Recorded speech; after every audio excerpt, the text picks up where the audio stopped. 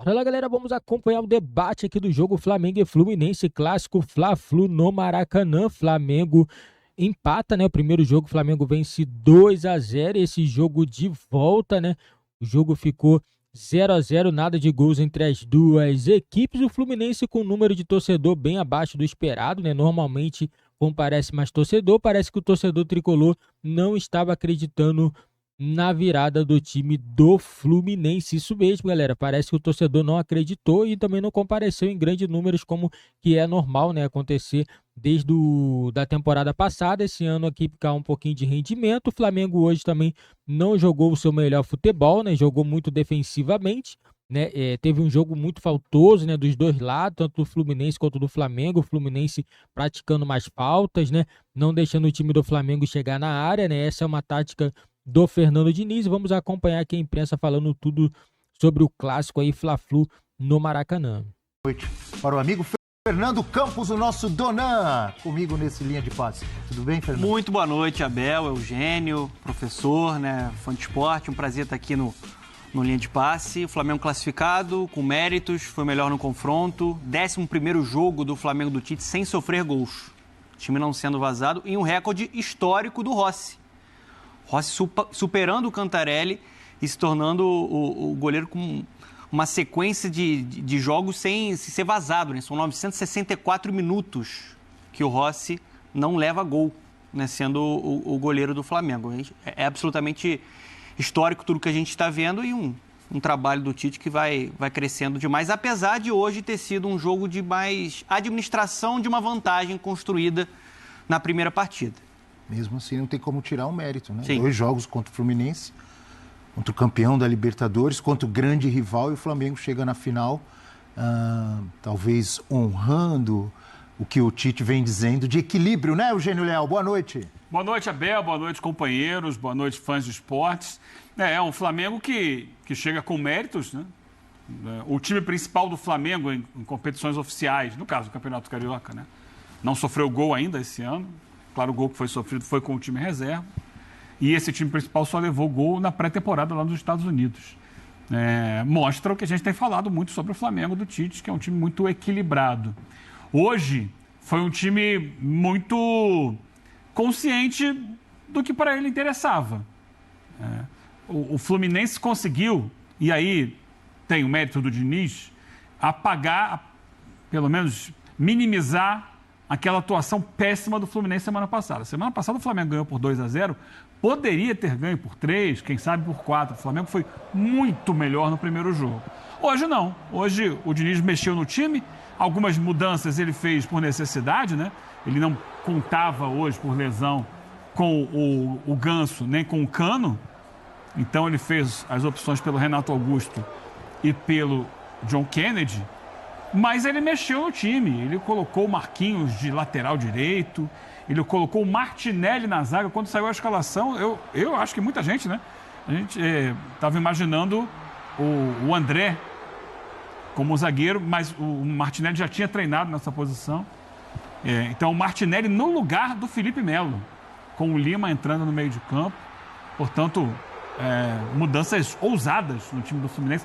O Manuel entrou no lugar do Thiago Santos, que foi expulso, estava suspenso. E quem entra no lugar do Felipe Melo, por opção do Diniz, é o Martinelli como quarto zagueiro, deixando o André, dessa vez, no meio campo. E o Fluminense jogou melhor. Jogou melhor do que ele próprio semana passada e jogou melhor que o Flamengo hoje. Mas não o suficiente para vazar essa defesa.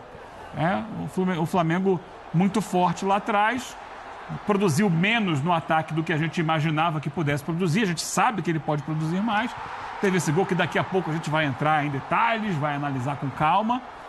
Mas, apesar do Fluminense ter, de certa forma, né, tido maior ímpeto no jogo, não teve grandes chances de gol. A gente não vai falar assim de um momento do Fluminense, era para ter feito. Eu tô pensativo aqui, quando você falou Fluminense jogou melhor. Jogou melhor? Jogou melhor. Jogou melhor, teve mais vontade, teve mais presente no campo de ataque. Mudou muito a sua atitude. Só que, Abel, o que eu tenho falado, e você é testemunha, esse tipo de jogo não é... Você não pode desassociar a primeira perna de um mata-mata da segunda. Ainda mais quando você não tem aquela história do gol fora de casa, valendo como critério de desempate. Então, esse era o segundo tempo de um jogo de 180 minutos que estava 2-0 para o Flamengo. E o Flamengo jogava pelo empate, ou seja, pelo 2-2 no final de tudo. Não servia para o Fluminense ganhar por 2-0. Esse placar ainda classificaria o Flamengo. Ele precisava fazer 3 gols. A gente está vendo aí, a gente viu esse lance do Marcelo, que a bola passa raspando a trave. Não sei se era o Lelê que estava ali, não chegou a tempo de finalizar. Teve um chute do Renato Augusto para fora, que a bola até bate numa outra bola que estava ali do lado da trave. Teve um chute do Renato Augusto na trave. Agora, no gol mesmo, quantas bolas o Fluminense acertou? O Rossi praticamente não trabalhou no jogo, né? Não teve nenhuma grande defesa. E ele quebra um recorde do Cantarelli, como a gente falou, né? Do goleiro com mais minutos, né, em sequência sem ser vazado na história do Flamengo. E isso retrata muito o que é o trabalho do Tite.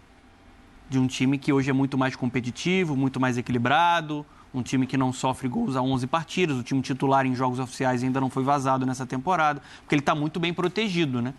Eu acho que o jogo de hoje ele está muito relacionado com a primeira partida mesmo, o que o Eugênio está falando. Hoje o Flamengo foi um Flamengo um pouco mais pragmático, que não sufocou tanto na pressão alta como fez e deixou o Fluminense extremamente desconfortável no primeiro tempo. Né? Foi um time hoje que soube com inteligência administrar uma vantagem construída na primeira partida. O Flamengo, além do gol anulado, daqui a pouco o Leonardo Gaciba estará conosco para analisar a arbitragem, para a gente falar um pouco mais desse lance, né? Reclamado pelo Fluminense. E o Flamengo teve um outro lance que foi a defesa. Teve a defesa do Fábio. Teve a defesa do Fábio no chute do Pedro, lembra? No primeiro tempo. Sim, acho que esses dois lances. Teve mais algum? De gol? Não dei boa noite ainda para o professor Celso Zelt. Boa noite, Abel. Tudo bem, professor? A você, boa noite ao Donan, ao Eugênio, todos que nos assistem nesse programa com cara de F360. Pensei que você ia me dar bom dia. Foi isso, né? Ficou essa sensação para o torcedor do Fluminense que esse jogo aí que o Fluminense fez hoje deveria ter sido o primeiro. Com esse empenho, com essa pegada, no meio-campo, inclusive na entrada do Lima, ajudou muito. Não faltou coragem, Fernando Diniz mais uma vez ousou a partir de sua defesa. Hoje ele tinha pela direita um lateral que não era lateral e que era canhoto. Ele tinha no miolo da zaga um volante que não era o volante que normalmente ele usa de zagueiro. Né? Não faltou ousadia, mas faltou o Fluminense ser mais efetivo. Um time não pode ganhar de 3 se chutou uma bola do gol. No gol foi uma. Aquela do Renato Augusto na trave. Na trave, na estatística, se é que é considerado. Eu acho que na trave não considera um gol, hein? Mas aí você vai me desculpar, mas é a estatística que é burra, porque não tem nada mais próximo de um gol, tanto que quando você comenta, como é que foi o jogo? E nem te conto, chutou na trave. Acho que a estatística tem que aproximar um pouco mais do que a realidade do futebol. Né? Então tá bom. Foi mais próximo de um gol, foi. O Fluminense chegou. De um gol. Você conta assim. E do ponto de vista do Flamengo, muito equilíbrio, mas não tem nada ganho, né? No ano dos 10 jogos sem tomar gol, o campeão foi o Vasco. Então, é um feito você atravessar um campeonato do peso de um campeonato carioca tomando um gol durante toda a competição. É muito significativo. O Abel me perguntava se isso já tinha acontecido em algum outro estadual. É arriscado dizer, porque estaduais tem muito coisas... estadual, hein? É muito estadual durante muitos anos. Mas vamos pegar só os estaduais de maior peso, né? E agora são 11 jogos do Flamengo sem sofrer gol. Então, né? É muita coisa. Muita coisa. Um campeonato como o Campeonato Carioca já teve até mais jogos, tudo, retorno, terceiro, tudo. Mas ainda é muito significativo. Não sei se já houve, a gente não sabe. Mas certamente, se já aconteceu, foram poucas vezes de um time chegar numa final de um estadual tendo sofrido um gol só. É raro isso, não é? É raríssimo. É raríssimo. É raríssimo porque você tem um número grande de jogos, né? É muito jogo. Você pegar um campeonato... Você pode até chegar invicto, campeão invicto, já vimos várias vezes. Mas chegar sofrendo um gol só... O Palmeiras está invicto em São Paulo. E o professor falou muito sobre essa ousadia que é uma marca do Diniz. A gente está falando de um Fluminense que é um time extremamente ofensivo, que arrisca. E se a gente for analisar o confronto, quantas oportunidades claras o Fluminense teve nesse confronto? E já no primeiro jogo, quando tinha o Cano, quantas oportunidades o Cano teve no primeiro jogo? Não teve. E isso é o tal do equilíbrio que o Tite tanto falava. Por que o Flamengo não é vazado? Porque esse sistema defensivo funciona muito bem? Só por conta do Léo Pereira e do Fabrício Bruno, que vivem em grande fase? Não. O time todo cresceu taticamente, o time todo está muito mais mobilizado, o time todo cresceu muito fisicamente, porque a pressão começa lá na frente com o Pedro, com o Arrascaeta, que hoje está talvez na sua melhor fase nos últimos anos na parte física, participa o jogo inteiro com e sem bola. Então, assim, é unidade. Tudo aquilo que faltou no Flamengo na última temporada, do ponto de vista de postura mesmo, né, de concentração, de mobilização, de uma equipe organizada, a gente está vendo agora nessa temporada. Talvez o jogo de hoje nem seja o recorte ideal, porque não foi uma grande atuação do Flamengo. Foi um Flamengo que soube administrar com inteligência o seu resultado. Poderia ter vencido a partida. Tem um lance polêmico que a gente vai debater, né, do gol anulado pelo Pedro. Mas eu acho que é um grande retrato do que o Tite já conseguiu moldar para o início dessa temporada, né? Ele assume na reta final da última temporada, tem uma pré-temporada para trabalhar, tem a liberdade para conseguir detectar os pontos fracos de um elenco, para conseguir trazer reforços. O De La Cruz hoje, de novo, muito importante ali, jogando com o Pulgar, nessa função que para mim ele tomou conta desse meio campo. E aí a gente está vendo o Flamengo crescendo muito, né, no seu conjunto, Abel. A gente elogiava muito o time do Jesus pelos gols, pela facilidade com que o Gabigol e Bruno Henrique, por exemplo, trocavam passes e assistências e gols. Mas é uma retomada do que o time do Jesus fazia. O time do Jesus era intenso desde lá na frente. O time do Dorival conseguiu retomar um pouco isso, mas esse trabalho do Tite parece mais consistente nesse sentido.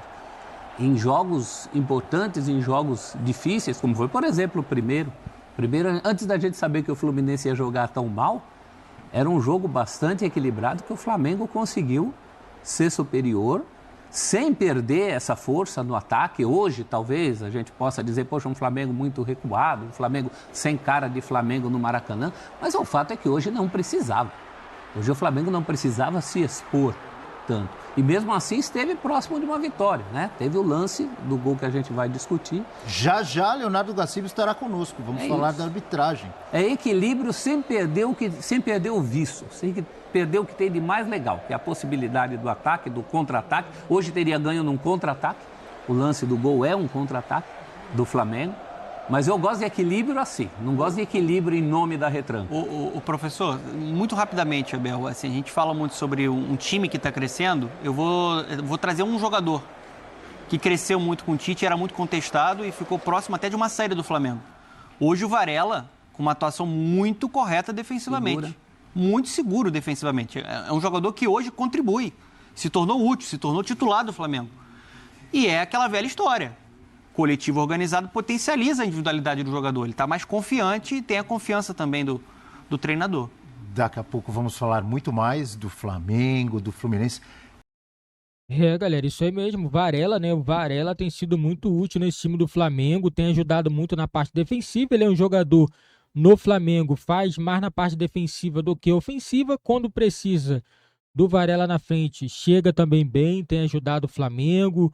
E o Ayrton Lucas, né, hoje sentiu novamente alguns desgastes, alguns problemas que ele está tendo nos últimos jogos. E assim, a tendência é que o Vinha possa pegar a titularidade nesse time do Flamengo. E hoje ele entrou mais uma vez, foi um jogador que, na minha opinião, entrou bem no time do Flamengo. Mas o Flamengo hoje foi muito abaixo, né? Um jogo muito abaixo do esperado. O Fluminense, como precisava tomar as ações, precisava fazer 3 gols de diferença para poder ficar passar para a final, né? Então tinha que sair para o jogo e foi um pouco melhor do que o Flamengo. Foi um time que tentou mais, né? O Flamengo não tentou muito, porque o Flamengo já tinha um resultado nas mãos, né? 2-0 no jogo de ida. O jogo de volta foi só um jogo de administração. Segundo tempo, o Tite fez algumas substituições, né? Fez 5 substituições, para falar a verdade. O que chamou a atenção um pouco foi que o Gabigol não entrou, né? O Tite tirou o Pedro e colocou o Vitor Hugo.